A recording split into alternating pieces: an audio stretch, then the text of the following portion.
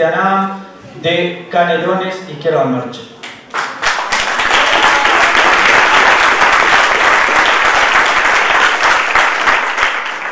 Primero que nada, saludar a los compañeros y compañeras frente amplistas, agradecer la presencia y sin duda que todo esto abona en un sentido hacia octubre, ¿no? Ahí es donde tenemos que tener la mira, pensando, como planteaba Sereni, siempre en la mañana siguiente. Ni que hablar que nosotros como espacio, como Izquierda en Marcha, aspiramos a hacer continuidad de los principios de la izquierda, de esos principios que nos vieron nacer, antiimperialistas y antioligárquicos. Y en esa aspiración podemos no afinar, pero sí creemos necesario hacer énfasis en ese proceso de continuidad que hace a la esencia del Frente Amplio, que hace a la esencia de aquellos fundadores que sembraron las piedras angulares para la unidad de la izquierda, la unidad de lo diverso. En eso, cuando pensamos en ese Frente Amplio fundacional, pensamos en Ronda y Arismendi, forjador de esa unidad de lo diverso, en esa preocupación constante de unir social y políticamente a nuestro pueblo. Y en su nombre a tantos y tantas compañeros y compañeras que en momentos complejos también dejaron mucho por construir un Frente Amplio y por avanzar en justicia social. Ni que hablar que este octubre no nos es indiferente para nada, en un escenario a nivel mundial donde el capitalismo tiende a la concentración de la riqueza. 8 personas acumulan más del 50% de la riqueza a nivel mundial. En ese escenario, América Latina,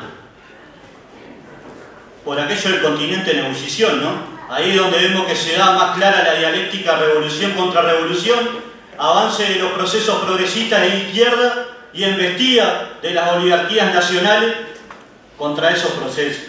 Ni que hablar que pueden haber errores en los procesos de acumulación, pero nadie puede negar los avances que se dieron en la Argentina de Kirchner, de Néstor y de Cristina, de Brasil de Lula, en el Paraguay de Lugo, donde hoy es donde mayor impera la regulación laboral. 9 de cada 10 mujeres están en el mercado informal de trabajo. Ni que hablar del trabajo de menores, ni que hablar en la Argentina, donde se aplica la receta más a ultranza que marcaron en el foro de Davos, ¿no? Aquello que hablaba de abatir o de reducir el gasto público, que no quiere decir otra cosa que avasallar derechos, avasallar políticas sociales, plantear recortes y plantear una política de ajuste. En ese escenario, 2 millones de desocupados en Argentina, una línea de pobreza, inflación que supera el 50%. Ya conocimos esta historia nosotros en la crisis del 2002. Ahí huelga estudiantil mediante huelga de los sindicatos, enfrentamos el ajuste, también contra la lealtad institucional propuesta en algún momento, que habría que revisar para no volver a cometer algunos errores en el proceso de acumulación. Pero bueno, en octubre, 2 proyectos de país. Por un lado, el proyecto del cambio, como planteaba Sereni, ¿no? Cuando hablaba de los partidos políticos, que decía que en Uruguay existen 2. Por un lado el del cambio y por otro lado el de los conservadores, el de la motosierra, el de recorte de derechos, de regulación laboral, de congelación del salario, de desmantelamiento del aparato productivo, de coartar las políticas sociales. En el medio de aquella crisis se recortaba un 25% el presupuesto que se enviaba para el hospital de clínica. Así también con la educación. Ni que hablar que bajo estos gobiernos del Frente Amplio del 2005 avanzamos mucho. Pero sin embargo, hay brechas que hay que seguir trabajando, hay que seguir insistiendo en abatir desigualdades, hay que seguir insistiendo en mejorar salarios. Hay que volver a colocar los énfasis programáticos en la primera trinchera del debate de ideas. Creemos que ahí se juega un partido importante también en el proceso de acumulación. Hay que devolver contenido, hay que generar el debate y el intercambio. Y el programa es fundamental y está claro que debemos poner énfasis en los acentos. Hablar del 6+1 para la educación significa muchas cosas. Muchas veces cuando decimos no hay espacio fiscal para avanzar en la ley de presupuesto. Y nosotros nos preguntamos, si tenemos en el programa el tema de la reforma constitucional, tenemos atado a la educación un artículo en la Constitución que establece la exoneración de impuestos a la educación privada. 170 millones de dólares no ingresaron por evasión del IVA y el RAI, porque están exonerados. Esos 170 millones de dólares en el 2017 fueron el monto total del incremento del presupuesto a distintas áreas. Entonces, cuando hablamos del espacio fiscal, tenemos que ver por dónde empezar a generar recursos. Y ni que hablar que para esto hay que cambiar la Constitución. Es necesaria una reforma constitucional.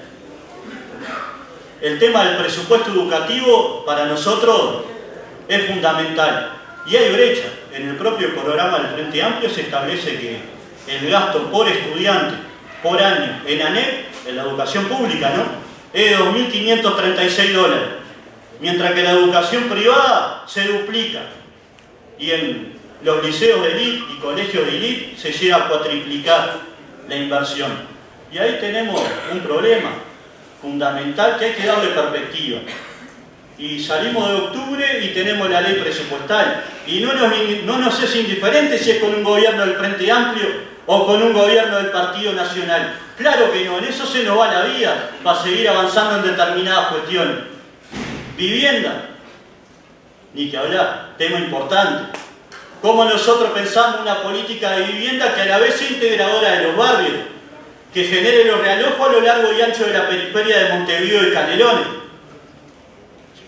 Ahí también tenemos que hacer mucho énfasis en el cómo, en por dónde. Y no es un problema de gestión, es un problema político. Y la solución debe ser política. Y se debe ver plasmada en iniciativas del gobierno, en una fuerza política discutiendo hacia adentro y hacia afuera el cómo. Y también con la capacidad de movilización que logremos recomponer o darle perspectiva al movimiento, es generar mayores grados de movilización y de unidad entre la fuerza política y las organizaciones sociales. Para nosotros ahí también se juega una parada importante. Cuando hablamos del tema del salario, avanzamos, ni que hablar, montones. Pero sin embargo hay que plantearse una lógica redistributiva también distinta. Hay que seguir bregando por el aumento del IRPF sobre la franja. Eso significaría un aumento salarial indirecto para una cantidad de trabajadores y trabajadoras. Hay que pensar y repensar el rol de las organizaciones sociales conjuntamente con las organizaciones políticas. Por aquello es lo primero, ¿no? Por la unidad político-social, por ese bloque político y social de los cambios que pregonamos y que anhelamos que se desarrolle. Y es junto, no por separado. En ese sentido la historia enseña. Aspiramos a la construcción de un espacio y un frente amplio, fraterno, unitario, que discuta hasta la orientación del viento. Eso para nosotros es importante. En ese marco pensamos un proceso de discusión sobre el tema de la seguridad social, que no se dé sobre la base del aumento de la edad de retiro, porque para nosotros ahí es una posición bastante compleja.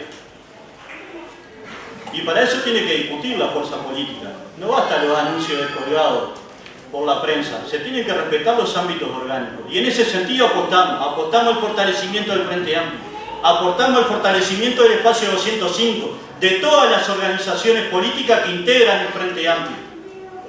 Apostamos al fortalecimiento de los sindicatos, apostamos al fortalecimiento de la unidad obrera estudiantil.